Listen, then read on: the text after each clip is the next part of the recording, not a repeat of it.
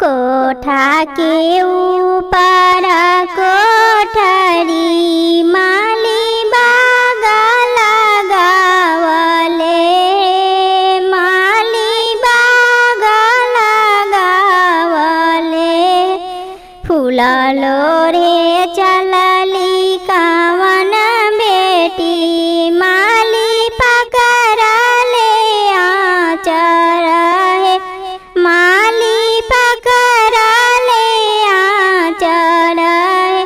छोरू छोरू माली हमरी आचर, ए पापा हमरो बोले लगी है, ए पापा हमरो बोले लगी है।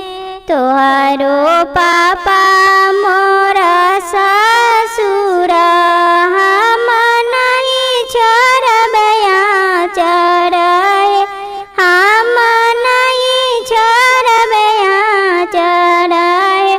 कोठा के ऊपर कोठली माली बाग लगावले, माली बाग लगावले।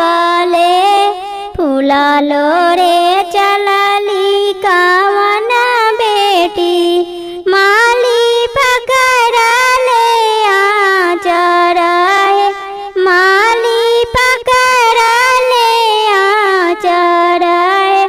छोरू छोरू मलिया हमरी आचर, ए चाचा हमरो बोले लगी है, ए भैया हमरो बोले लगी है।